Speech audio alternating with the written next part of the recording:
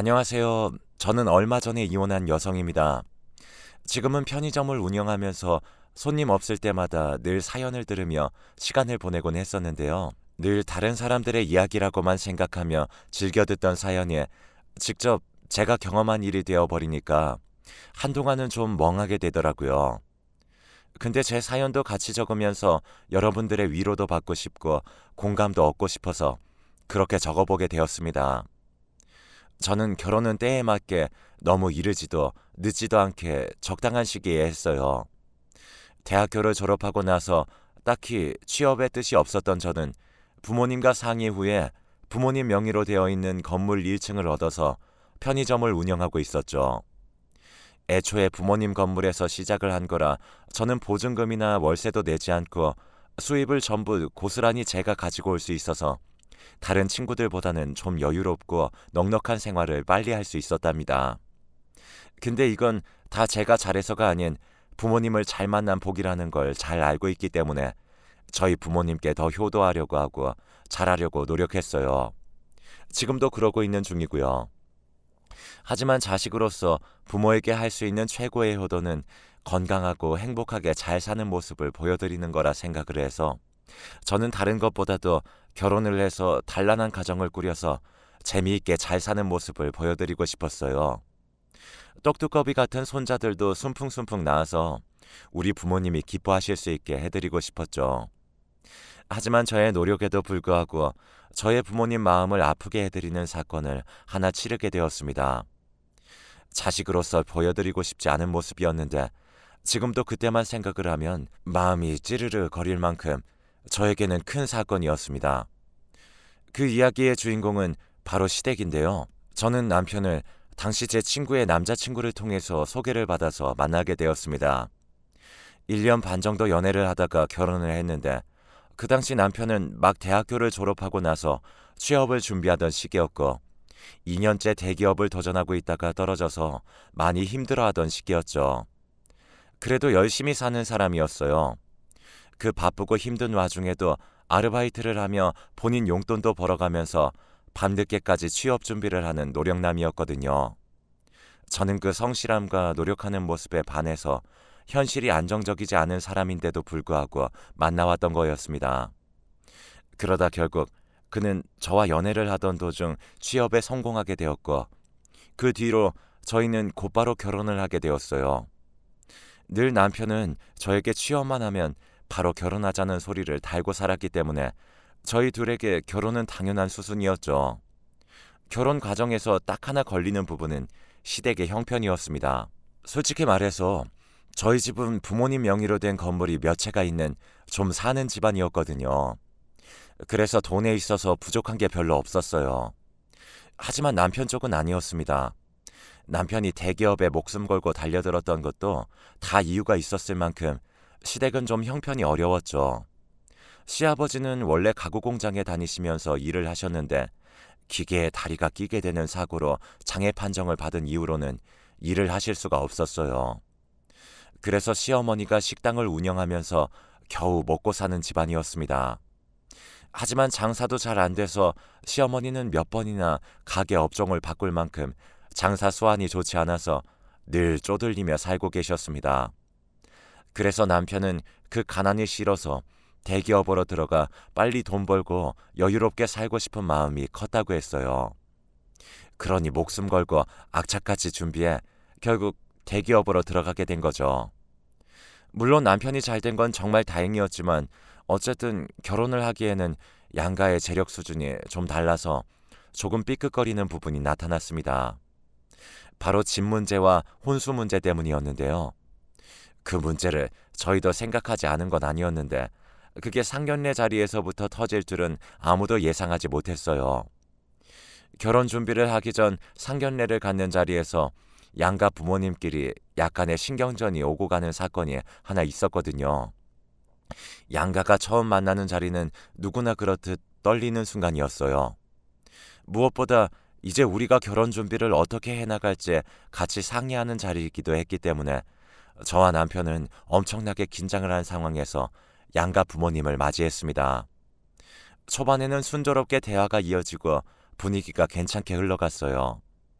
근데 결혼 날짜를 잡고 집과 혼수 이야기가 나오는데 그때부터 신경전이 시작되고 말았죠. 신경전의 시작은 저희 시어머니로부터였어요. 저 사돈, 제가 초면이고 상견례 자리에서 드리기는 좀 어렵긴 한데 그래도 말씀을 드려야 할 것 같아서 신뢰를 무릅쓰고 말씀드리는 겁니다. 네, 말씀하세요, 사돈. 그게 말입니다. 우리 좀 집 사정이 좋지가 않아요. 보시다시피 우리 남편도 지금 이런 상태고 해서 우리 쪽에서 집이고 결혼식 비용이고 할 수 있는 부분이 없을 것 같아서요. 어렵겠지만 사돈 쪽이 잘 사시니 힘 좀 써주시면 안 될까요? 시어머니는 저희 부모님을 보자마자 결혼을 위해서 해줄 수 있는 게 아무것도 없다고 하셨어요. 단돈 얼마라도 해보겠다고 말씀하시는 게 아니라 다짜고짜 우리는 없으니 너네가 좀 알아서 해줘라 하는 식의 말에 저와 저희 부모님은 좀 황당하긴 했습니다. 하지만 저희 부모님은 건물 몇 채를 그냥 가지고 있으신 게 아니에요. 아빠는 건축회사를 운영하시면서 사업가 기지를 다분히 크게 가지고 있으셨고요. 저희 엄마도 그 옆에서 내조하면서 쌓은 내공이 높았기 때문에 그 자리에서 그냥 받아주지 않으셨답니다. 네, 사부인 형편이 어려울 수는 있죠.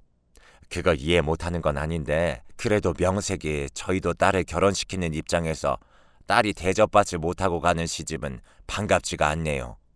물론 사부인께서 다른 걸로 잘해주시겠지만 그래도 한 얼마라도 같이 보태시는 게 맞지 않을까 싶네요. 아니, 저희도 보태고야 싶죠. 대신에 우리는 미래가 창창한 아들을 보내드리지 않습니까? 요즘 시기에 대기업 들어가는 게 얼마나 어렵습니까? 근데 우리 아들이 이번에 대기업 들어가게 되면서 이후에 벌어다 줄 돈 생각하면 결국 손해보는 결혼은 아니라고 생각하는데요. 네, 그것도 맞는 말씀이죠. 근데 사부인, 우리 딸은 지금도 이미 자기 사업체 운영하면서 지 또래보다 돈 잘 벌고 있어요. 매달 지가 벌어들이는 돈만으로도 충분히 먹고 살만하고요. 그러니 아예 못하겠다는 말씀은 말아주시고 최대한 노력 부탁드릴게요. 저희 쪽에서도 물론 최선을 다해 사이 맞이할 거고요. 예, 그래요. 사돈 어른 말씀도 일리는 있네요. 아무튼 그럼 저희 쪽에서 할 수 있는 건 해볼 테니 사돈의 수준에 안 맞다고 우리 자식 무시하는 일은 없으셨으면 좋겠네요. 네, 그건 당연하죠. 사위도 이제 엄연한 저희 자식인데 무시하다뇨. 그건 걱정 마시고 저희 딸도 잘 부탁드립니다. 똑 부러지는 저희 아버지의 말씀에 당당하게 말을 시작했던 시어머니는 헛기침을 해대며 꼬리를 내렸어요. 그 뒤로 시어머니는 2천만 원을 가지고 오며 결혼 준비에 보태라고 하셨고 저희 부모님은 그 정도로 만족하기로 했습니다. 사실 나중에 저희 아빠가 하신 말씀이지만 2천만 원은 안 받아도 그만이지만 그쪽에서 처음부터 요구하는 대로 다 해주면 나중에 그 습관이 저에게 고스란히 와서 시댁살이 할 가능성이 높다고 하셨어요. 그래서 저희 아빠 엄마는 단호하게 말씀을 하셨던 거였죠. 근데 저희 시어머니는 저희 생각보다도 더 독한 분이셨는데요. 그 뒤로도 뻔뻔하게 나오는 부분들이 한두 가지가 아니었습니다. 시댁에서 2천만 원을 주고 난 뒤에 저희 부모님은 그래도 외동딸인 제가 좋은 곳에서 잘 살았으면 좋겠다고 말씀을 하시면서 좋은 아파트를 하나 해주셨어요. 그래서 저는 6억짜리 아파트를 혼수로 해갈 수 있었답니다. 처음에 시댁 쪽에서는 이 사실을 알고는 굉장히 감개무량하며 아주 좋은 며느리가 들어왔다며 한참을 아부를 하더라고요. 그때 저희 집으로 1등급 한우까지 보내시면서 감사 인사를 하실 정도로 좋아하셨어요. 저도 이 정도면 서로가 잘 합의가 된 상황이다 생각하며 그렇게 한 번의 사건을 잘 넘기고 결혼을 했습니다. 하지만 진짜 문제들은 결혼 후에 터지기 시작했어요. 저희 집은 친정과 시댁집 사이에 있는 편이었는데 양쪽 모두 차 타고 금방 갈 수 있을 거리일 만큼 가까웠기 때문에 출가한 이후에도 서로를 자주 보며 지냈어요. 근데 시어머니는 해도 해도 너무할 정도로 저희에게 자주 방문하셨습니다. 아니요. 솔직히 더 정확하게 말한다면 집이 아닌 편의점을 그렇게 많이 찾아오셨어요. 그리고 찾아오는 걸로 끝이 아니라 진짜 뻔뻔한 짓들을 많이 하셨죠. 저희 편의점에서 파는 간식이나 물건들을 계산도 하지 않고 잔뜩 가지고 가셨어요. 명목은 다른 거 없었어요. 우리 며느리가 하는 가게이니 돈 안 내고 물건을 가져가도 문제 없다는 생각을 하신 것 같았습니다. 처음에는 과자 몇 봉지부터 시작해서 음료수, 화장지, 칫솔 등등 필요한 물건들을 가져가기 시작했고, 손님들 준다면서 껌이라든지 이것저것을 가져가셨어요. 저는 진짜 어이가 없었지만 처음에는 그냥 드렸어요. 시부모님인데 돈 받기도 좀 그렇잖아요. 근데 이게 하루 이틀로 끝나는 게 아니라 거의 일주일에 두세 번도 넘게 가지고 가시고, 심지어는 발주 놓고서 바로 받은 것들까지도 싹 다 가지고 가시는 바람에 장사에까지 영향이 미치는 수준이 되니까 그냥 두고 볼 수가 없겠더라고요. 그래서 또 찾아오셨길래 한 번은 용기를 내어 말씀을 드렸어요. 예, 나왔다. 네, 어머니 오셨어요? 그래, 오늘은 뭘 가지고 가볼까나? 예, 요즘 잘 나가는 거 뭐가 있니? 아주 그냥 식당에 가지고 갈 때마다 손님들이 좋아서 죽을라 그런다. 덕분에 단골 좀 늘었어. 그러셨어요? 다행이네요. 근데 어머니, 이제 저희 매장에서 물건 가지고 가시는 거 좀 자제 부탁드릴게요. 아니면 저희 이거 매일 유통기한 지나서 폐기하는 것들이 있는데 그거 가지고 가셔도 되고요. 저희 알바생들 먹을 것만 좀 빼놓고 다 챙겨서 드릴 테니까 앞으로는 그걸로 가지고 가주세요. 뭐야? 아니, 너 지금 시애미를 거지 취급하는 거야? 나보고 지금 못 먹는 거 다 가지고 가서 처리하라고 하는 거야, 뭐야? 왜? 이가 몇 분짜리 주는 게 그렇게 아깝던? 아까운 게 아니라 어머니, 저도 엄연히 그것들 판매하면서 가게 운영하는 건데 어머니께서 손님들이 사갈 것까지 다 가지고 가시니까 저희도 가게 운영이 어려워서 그래요. 아니, 그럼 더 주문하면 되지. 물건이야 더 떼면 그만인걸. 너는 지금 그게 아까워서 나한테 버린 음식이나 가져다가 처먹으라는 거 아니야. 그런 게 아니라요. 저도 손해보는 장사는 할 수 없어서 드리는 말씀이에요. 그리고 인기 있는 제품들은 본사에서도 몇 개 안 보내주는데 그런 것까지 어머님이 다 가지고 가시잖아요. 그러니까 앞으로는 진열되어 있는 제품들은 그만 가지고 가주세요. 아, 내가 부잣집 며느리가 들어와가지고 덕 좀 보나 했더니만 아주 그냥 지 시애미를 상거지로 보고 있었네. 됐다. 안 가지고 가마. 시어머니는 저의 부탁에 오히려 더 화를 내며 편의점을 나가버리셨습니다. 그 뒤로는 그새 저희 남편에게 다 일러 바쳤는지 퇴근도 전에 남편에게 전화가 왔더라고요. 여보, 혹시 엄마한테 편의점 물건들 그만 가지고 가시라고 했어? 벌써 당신 귀에 들어갔어? 빠르기도 하네. 그렇게 말씀드렸어. 솔직히 그동안 너무 하셨지 않아? 그걸로 나도 벌어서 먹고 사는 건데 어머니 때문에 손해본 게 이만저만이 아니라고. 아니 그래도 그렇지. 당신 시어머니가 그거 몇 개 가지고 가는 게 그렇게 아까워서 그만 오시라고 해? 여보, 지금 여기에서 어머니 편 드는 거야? 당신이 생각해봐. 일주일에 두세 번씩 꼬박꼬박 하루에 가지고 가시는 물건값만 10만 원이 넘어. 편의점에서 그 정도면 물건 몇 개가 빠지는 건 줄 알아? 아침에라도 오셔서 어머님이 물건 다 빼가시는 날엔 그때부터 손님들이 와서 먹을 거 없다고 그냥 나가는 경우가 태반이야. 그런데도 가만히 있으라고? 물론 편의점도 그러면 힘들겠지. 그럼 당신이 미리 좀 덜 팔리는 거 빼서 드리던가 하지. 참, 덜 팔리고 잘 팔리고가 어딨어. 원래부터가 다 팔아야 하는 물건들인데. 당신은 진짜 누구 편이야? 미안해. 알았어. 뭐 그렇다고 나한테까지 성질을 부려. 중간에서 난처한 건 나란 말이야. 일단 알았어. 퇴근해서 봐. 저는 시어머니 편을 드는 남편에게 대답도 하지 않은 채 끊어버렸어요. 남편도 중간에서 난처하겠죠.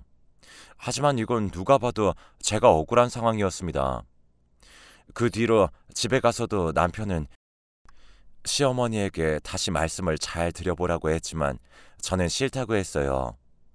이건 제 편의점 수익에 큰 영향을 주는 부분이었기 때문에 타협할 이유가 없었거든요. 그 뒤로도 남편은 저에게 서운했는지 한동안 저희 부부도 서먹하게 지냈어요.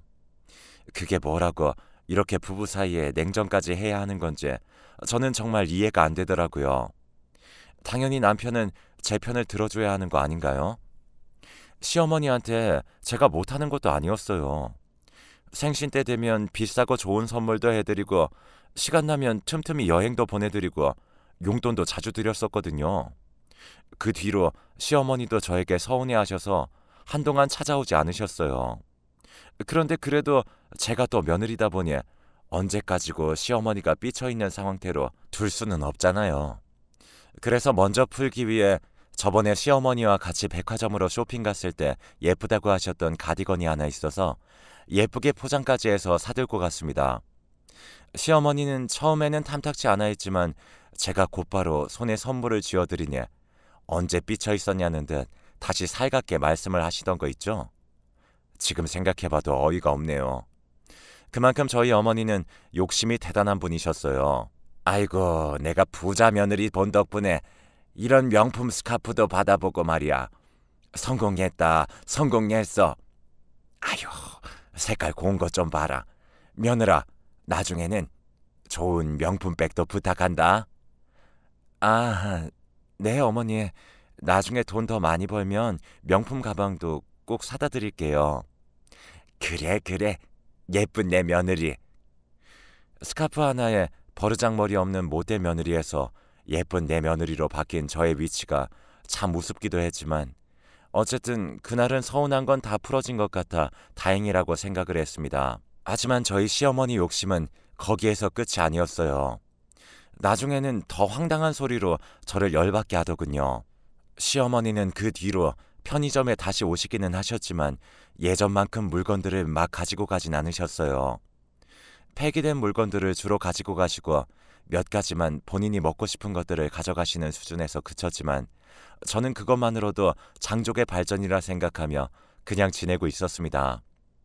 그렇게 나름 평화롭게 잘 지내고 있던 중에 시어머니가 이번에는 우리 부부가 다 있을 때 저희 집으로 찾아오셨어요. 집으로 찾아오신 건 오랜만이었기 때문에 저는 이것저것 음식을 잘 차려서 대접을 했습니다. 근데 식탁 위에서 어머니의 이야기를 듣는 순간 식탁 위에 있는 음식들을 다 엎어버리고 싶은 일이 생기고 말았어요. 얘 있잖니, 며느라. 나도 너처럼 편의점을 하나 해보면 어떨까 싶어. 아니, 내가 너 하는 거 보니까 편의점 운영에 그렇게 어려운 것 같지 않아서 말이야. 지금 식당이 몇 달째 적자가 나서 아주 힘들어 죽겠다. 이참에 다시 편의점으로 개업해서 새 출발 해볼까 해. 그래요? 어머니, 근데 이것도 초기 비용이 만만치가 않아요. 저야 아빠 건물로 들어간 거라 비용이 그렇게 많이 들진 않았지만 본사에 지불해야 하는 것도 크고 공사 비용부터가 만만치 않으실 거예요. 그래서 좀 알아봤는데 역시 우리 식당만 처분하기에는 역부족이겠더라고. 내가 얼추 보니 우리 집을 팔면 금액이 좀 맞을 것 같아서 원래는 너네 결혼할 때 내가 무리해서 대출만 안 받았어도 더 자금을 땡길 수 있었는데 너네 결혼시키느라 내가 힘들었잖니. 시어머니는 거기에서 결혼식 때 2천만 원을 해준 것으로 호들갑을 떨며 말씀을 하시더군요. 근데 그 뒤에 이어지는 시어머니의 말과 거기에 답변하는 남편의 말이 더 가관이었어요. 그래서 말인데 우리 집 처분하고 그 돈 보태서 편의점 낸 다음에 나랑 네 시아버지는 이 집으로 들어와서 합가하려고 한다. 어떠냐? 그래. 그럼 당연히 우리 집으로 모셔야지. 엄마, 걱정 말고 들어와요. 방도 남는데 뭐. 좋네. 나도 엄마 아빠랑 살고. 어머, 정말 그래도 돼? 저와 어떠한 상의도 없이 갑작스럽게 시모에게 집으로 들어오라는 남편의 말을 듣고 저는 입에 있던 음식들을 그대로 다 내뿜을 뻔했습니다. 게다가 거기에 좋아가지고 맞장구를 치는 시어머니를 보니 기가 차더라고요. 그래서 저는 빨리 수습을 하기 위해 말을 꺼냈습니다. 저 어머니, 합가는 합가는 좀 무리일 것 같아요. 이가 지금 어머님을 어떻게든 도와드리고 싶어서 급하게 대답을 한 것 같은데 일단 저희 집이 그만큼 집이 넓지가 않잖아요. 작은 방 하나 있는 것도 좁아서 생활하는데 많이 불편하실 거예요. 게다가 어머니 편의점 하시는 것도 생각을 잘 하셔야 돼요. 제가 그냥 운영하는 것 같아 보여도 편의점이 신경 쓸 게 한두 가지가 아니거든요. 이거 물건 관리 제대로 못하면 바로 벌금 물고 자칫하면 운영정지 먹고서 편의점 문 닫을 수도 있어요. 저는 거의 나불나불 속사포로 말을 뱉어냈어요. 진짜 숨도 안 쉬고 말이에요. 그랬더니 저희 어머님은 또 거기에서 열을 내시더라고요. 야, 이게 또 나를 무시하네? 너도 하는 걸 내가 못할 거라고 생각하는 거야, 지금? 편의점 운영이 뭔데? 그게 도대체 뭐라고 훈수를 둬? 그리고 지금 우리가 여기 들어오는 게 못마땅한 거야? 아, 어머니, 왜 또 말씀을 그렇게 하세요? 어머님께 훈수 두는 게 아니라 현실적으로 조언해 드리는 거고요. 저희 집으로 들어오시면 불편한 게 당연한 거잖아요. 저도 아무런 마음의 준비도 없이 시부모님 오시는 거 솔직히 불편하고요. 저는 이번에도 다짜고짜 화를 내는 시어머니에게 제 속마음을 그대로 전달해 버렸어요. 솔직히 시부모님하고 같이 사는 게 불편한 건 사실이었거든요. 근데 진짜 어이가 없는 건 여기에서도 제 편을 들어야 할 남편 놈이 이번에도 시어머니 편을 들었다는 겁니다. 이 여자가? 야, 이 건방진 게 어른한테 기어오르네? 너 자꾸 시어머니한테 말본세 그따위로 할래? 시어머니가 새 출발하고 싶다고 어렵게 말씀하시는데 거기에 도와드리지는 못할 망정 우리 부모님 모시는 게 불편해? 이 남편 놈은 심지어 욕까지 섞어가며 시어머니가 있는 앞에서 저에게 면박을 주더군요. 거기에서는 저도 더 참을 이유가 없었습니다. 저희 어머니는 남편의 언행을 보고 나무라는 것이 아니라 오히려 꽃이라는 표정으로 저를 보고 계시더군요. 거기에서 저는 더 화가 나 일부러 더 시어머니 앞에서 같이 욕을 해버렸습니다. 이 거지 같은 놈이 어디다 대고 욕이야? 그럼 너는 우리 부모님 모실 수 있어? 지는 우리 친정집에 찾아가는 것도 싫어하면서 그리고 너는 우리 부모님 도와줘 봤어? 까놓고 말해서 너 따위가 우리 부모님 도울 것도 없겠지만 하다못해 너 우리 부모님 생신이나 기념일에 뭐 제대로 챙겨보기나 했어? 맨날 지네 부모님 생신에는 좋은 거 못 해드려서 안달이면서 우리 부모님 생신 때는 인터넷에서 파는 싸구려나 사다가 바치지 않아? 그것도 내가 겨우 말리면 그제서야 내 카드로 선물 사내는 주제에 더 말해볼까? 돈 벌어도 내가 더 많이 벌어오고 생활비를 보태도 내가 더 많이 보태는데 네가 뭔데? 니네 엄마 도와주라 말아야. 남편은 속사포 같은 저의 말에 적잖이 열이 받았는지 뒷목을 잡고 쓰러지는 신용을 해댔습니다. 가짠더라고요. 그 옆에서 시어머니는 제 이야기를 들으면서 얼굴이 붉어지면서 엄청 열을 받아 하는 게 보였죠. 근데 저는 참지 않았어요. 솔직히 그동안 쌓인 게 진짜 많았거든요. 남편이란 놈은 지네 부모님이나 위할 줄 알지 저나 저의 부모님께는 늘 성의가 없었어요. 그것도 마음에 안 들었는데 이번 사건까지 터지고 나니까 저의 서운함은 겉으로 터져버리고 말았습니다. 한번 터지니까 이게 계속 말이 나오더라고요. 그래서 앞에 계신 시어머니에게도 더 말을 보탰어요. 어머니 진짜 죄송한데요. 편의점 일이 밖에서는 쉬워 보여도 안으로 들어가면 절대 그렇지 않아요.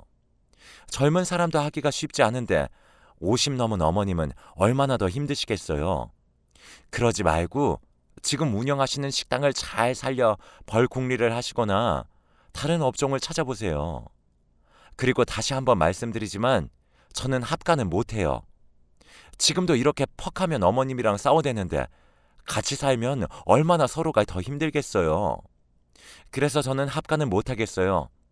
정말 죄송합니다, 어머니. 으이그 고얀 건 피도 눈물도 없는 독한 것 같으니라고. 시어머니는 그대로 저에게 욕을 한 바가지 하고는 집을 나가셨어요. 남편도 열이 받았는지 그대로 안방으로 문을 쾅 닫고는 들어가 버렸죠. 저도 속상하고 힘들어서 그날 밤 하루 종일 식탁에 엎드려 얼마나 울었는지 모릅니다. 근데 사실 제가 우리 아버지 피를 물려받았는데 그냥 피만 물려받았겠어요? 저는 누가 봐도 우리 아빠 딸이라고 할 만큼 사업가 기질이 컸습니다. 그냥 보면 이건 될 거다 안 될 거다 하는 게 탁 하면 보일 만큼 사업 수완이나 땅, 건물 보는 눈이 탁월했거든요. 하지만 우리 시어머니는 성격 자체가 허술한 사람이었어요. 그래서 꼼꼼함이 중요한 편의점 일을 절대 할 수 있는 분이 아니셨죠. 그래서 제가 더 말린 것도 있었거든요. 근데 그 속도 모르고 이렇게 저만 나쁜 인간으로 몰아세우는 그들에게 정말 서운했습니다. 근데 저의 진심 어린 조언과 성질에도 그들은 정신을 못 차린 듯 했어요. 남편과 시댁과의 냉전이 이어지고 있는 사이에 저는 어느 날 퇴근을 하고 집에 들어갔다가 완전히 까무러칠 뻔했습니다. 그 일이 있고 며칠 뒤에 편의점을 닫고 집으로 갔는데 온 집안이 시댁 물건들로 채워져 있었습니다. 그리고 거실에 대자로 누워서 시부와 시모가 TV를 보고 있었어요. 너무 황당했습니다. 아무리 시부모님들이라고 하더라도 여긴 내가 사는 공간인데 내 허락도 없이 모든 짐을 싸들고 저희 집으로 왔다는 게 열이 받기 시작하더군요. 알고 보니 이 모든 말도 안 되는 상황에는 남편 놈이 자리하고 있었습니다. 어머님, 아버님, 여기는 어떻게 들어오셨어요? 이 짐들은 다 뭐고요? 당신, 어머님, 아버님, 여기 들어오는 거 알고 있었어? 알면서 뭘 물어? 당연히 알고 있지. 이제 부모님도 들어오셨으니까 당신은 제발 그 성질머리 좀 고치고 부모님께 깍듯하게 하면서 잘 모시고 살 생각해.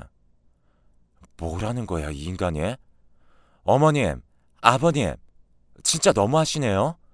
제가 안 된다고 같이 사는 건 어렵다고 말씀드렸잖아요. 저는 시어머니와 옆에서 아무것도 모르는 척 앉아 계시는 시아버지에게 화를 냈어요. 그랬더니 우리 시어머니는 아무런 죄책감도 없이 또 생각 없이 말을 하시던 거 있죠? 이 고얀 거사, 야, 내가 내 아들 집에 들어온 건데 왜 네가 안 된다고 난리야? 이미 우리 집 내놨으니까 너도 포기하고 그냥 살아. 아주 그냥 저 고얀 성질머리는 누구한테 배운 건지. 저는 막무가내로 억지를 부리는 어머니를 보며 더 이상은 이들은 말이 안 통한다는 걸 알게 되었습니다. 그래서 그 길로 어떻게든 이 말도 안 되는 상황을 모면하기 위해 제 나름대로 머리를 굴리기 시작했어요. 그리고 이에는 이, 눈에는 눈이라는 마음을 갖고 저도 똑같이 시댁 식구들에게 참교육을 해주기로 했습니다. 그래서 저는 그들에게 마지못해 받아들이는 척 며칠 동안 연기를 했고 며칠 뒤에 곧바로 작전을 펼치기로 했습니다. 사건 당일 저녁 때가 됐을 무렵 남편과 시부모님들에게 말을 꺼냈어요. 여보, 오늘은 내가 몸이 좀 안 좋아서 어머님 아버님 밥 차려드리기가 좀 어렵네. 몸이 안 좋다고 하니 엄마가 죽 사들고 온다고 하고 우리 엄마 오랜만에 오시는데 당신은 그렇다 쳐도 어머님 아버님 마주치기 좀 그렇잖아. 그러니 오늘은 당신이 모시고 식사도 대접해드리고 바람 좀 쐬고 와. 어머님 아버님 죄송하지만 일이랑 나가셔서 오늘은 맛있는 걸로 외식하고 들어오세요. 비싼 거 드셔도 되니까 오늘은 평소에 드시고 싶으셨던 걸로 마음껏 회포 풀고 오세요. 어머, 네가 웬일이니? 이제야 정신 좀 차려지나 보다. 그래, 알았다. 당신 진짜 우리끼리 나가도 괜찮겠어? 아무튼 당신이 그러라니까 이따가 장모님 가시면 전화해. 그때 들어갈 거니까. 시부모님과 남편은 신이 난 채로 그대로 나갔습니다. 그리고 저는 그들이 나가자마자 다시는 이 집에 발을 들이지 못하도록 제가 계획한 모든 일들을 하나둘 처리해 나갔어요. 저는 그들이 차를 타고 동네를 떠나자마자 곧바로 미리 예약해둔 이삿짐 업체를 불렀습니다. 그리고 시부모님 물건들을 하나도 빠짐없이 트럭에 싣기 시작했어요. 그리고 거기에다 남편 물건들, 컴퓨터, 책상, 양말 한 짝까지도 빠뜨리지 않고 쓸어 담아 짐을 실어버렸어요. 저는 그날 이후 저희 남편의 독단적인 행동을 보고 제 인생을 이 사람한테 낭비하고 싶지 않았기 때문이었죠. 바로 이혼을 결심하면서 말이죠. 그리고는 시댁 주소로 이삿짐을 보내버렸습니다. 이삿짐 아저씨에게 도착하면 시부모님들 연락처를 주면서 연락을 하면 된다고 말씀드렸고, 만약에 그들이 전화를 받지 않거나 없으면 집 앞에다 모든 물건들을 내려놓고 그냥 가버리시라고 말씀을 드렸죠. 그래도 모든 책임은 제가 진다면서 말이죠. 그리고 시댁 식구들이 다시는 집에 들어오지 못하도록 비밀번호도 다 바꿔버리고 문도 열어주지 않았습니다. 역시나 그들은 외식을 마치고 집에 돌아오자마자 문이 열리지 않는 것을 보고 저에게 전화를 했더라고요. 여보, 비밀번호 바꿨어? 문이 안 열리는데? 어? 비밀번호 바꿨어? 당신들 이제 이 집 못 들어와. 내 집에 이제 더는 들어올 생각 하지 마. 당신네들처럼 기생충 같은 집구석이랑 도저히 같이 못 살겠으니까 그냥 거기서 니네 집으로 가. 뭐라고? 아니, 갑자기 이게 무슨 경우야? 왜 이래? 왜 그러긴. 막무가내로 들어온 인간들 나도 막무가내로 내보내는 거지. 그리고 어머님한테 전화 갔을 텐데. 여기 온 거 보니 이삿짐 아저씨 전화 못 받았나 보네. 당신들 짐은 전에 어머님 아버님 사셨던 집으로 다시 보내버렸으니까 당신들 집으로 가라고. 더 이상 엮이고 싶지 않으니까. 당신 드디어 정신 나간 거야? 문 부숴버리기 전에 좋은 말로 할 때 열어라. 내 정신은 아주 멀쩡하지. 뻔뻔하고 정신이 나간 건 너나 너네 가족이고 나는 지극히 정상이거든. 그리고 부숴봐. 여기 내 집이거든. 당장 경찰 부를 거니까 썩 물러나는 게 좋을걸? 저는 전화를 끊어버린 뒤로는 문을 발로 차고 난리를 치는 그들에게 문도 열어주지 않았어요. 완전히 무시했죠. 그랬더니 밖에서 누군가가 민원을 넣었는지 얼마 뒤에 경비에게 그들은 끌려나간 듯 했습니다. 그렇게 저는 제 허락 없이 기생충처럼 붙어버리려는 거머리 같은 시댁 식구들에게 참교육을 시켜주었습니다. 그들을 보내고 얼마나 속이 시원했는지 몰라요. 하지만 그 뒤로 조용할 줄 알았더니 역시나 그들은 그냥 끝날 인간들이 아니었습니다. 저는 남편에게 이혼 서류를 보냈는데 남편 쪽에서 재산 분할을 신청했더라고요. 결혼할 때 2천만 원을 보탰다는 게 이유였습니다. 근데 저는 당연히 꿀릴 게 없으니 같이 소송을 했죠. 하지만 그들은 우리나라 법을 무시하겠다는 듯 했습니다. 자기들 뜻대로 돌아가지 않자 거의 막다른 길에 다다랐는지 이제는 제 편의점까지 찾아왔더라고요. 시모와 전 남편은 제 편의점으로 찾아와 행패를 부려대기 시작했습니다. 이 못된 것이 우리 2천만 원 돌려내. 당장 돈 내놓으라고. 어디서 다 홀랑 먹으려고 수작을 부려? 어이가 없어서. 그럼 어머니도 그동안 제가 사드린 명품들이랑 용돈들 다 내놓으세요. 다 뱉어놓고 가시라고요. 당신 진짜 돌았어? 지지 않고 화를 내는 저에게 둘은 합세하여 저에게 달려들었고 결국 시어머니는 저의 머리채까지 잡아끄는 지경에 이르렀습니다. 갑작스러운 상황에서 저는 속수무책으로 시어머니에게 끌려다니고 있는데 그때 저의 구세주가 나타났어요. 바로 저희 친정아버지가 편의점의 경비원 연락을 받고 오셨더라고요. 당신들 이게 뭐하는 짓이야? 저희 아빠는 제가 머리채가 잡혀 끌려다니는 상황을 보자마자 그들에게 호통을 쳤고 놀란 시어머니와 남편은 잠깐 움찔하더니 자존심 때문에 그만할 수는 없었는지 그 뒤로는 저희 편의점 물건들을 죄다 던지기 시작했습니다. 하지만 그걸 보고 가만히 있을 저희 아빠도 아니었죠. 아빠는 그들을 지켜보더니 이내 어딘가로 전화를 하셨어요. 조금 뒤에 5분도 안 돼서 누군가가 들이닥쳤고 그 정체는 바로 경찰이었습니다. 경찰들은 곧바로 행패를 부리고 있는 그 둘을 잡아 끌었어요. 그리고 저희 아버지가 거기에다 대고 호통을 다시 한번 치셨죠. 당장 여기서 나가 이것들아. 다시 한 번만 내 딸한테 찾아오면 죽을 줄 알아. 가만 안 둬 내가. 이거 나 놓으라고. 그들은 그렇게 경찰들에게 질질 끌려가며 가차는 모습으로 가게에서 쫓겨나게 되었고 아버지의 험악한 소리에 두 번 다시 찾아오지 못했습니다. 그리고 저는 저를 폭행한 것과 저희 편의점을 쑥대밭으로 만들어 놓은 모든 증거들을 찍고 경찰에 정식으로 고소해버렸어요. 이 사건 때문에 저는 확실하게 이혼을 좀 더 빨리 끝낼 수 있었고, 그들은 제게 거의 한 푼도 받지 못하고 이혼을 당하게 됐고, 저를 폭행한 죄로 벌금까지 물게 되었습니다. 바보 같은 인간들이었죠. 얼마나 속이 시원하던지. 그렇게 제 결혼 생활은 마무리가 되었습니다. 한번 이혼을 겪고 나니 시원하긴 하지만 씁쓸한 경험은 두 번 다시 하고 싶지가 않네요. 지긋지긋한 그들도 다시는 보고 싶지 않고요. 한 번은 그 시어머니라는 사람이 낯짝 두껍게 또 제 편의점에 찾아왔더군요. 하지만 제게 욕을 하고 난동을 피웠던 시어머니 모습이 아닌 아주 온순하고 착한 사람으로 다가왔어요. 그 모습을 보니 의아하더군요. 하지만 제게 왜 그러는지 곧장 알 수 있었답니다. "얘 며느리야, 내가 미안하다. 잘못했어. 내가 나이를 어디로 먹은 건지 욕심이 과했다. 우리 아들 좀 살려줄 수 없겠니?" 살려주다뇨?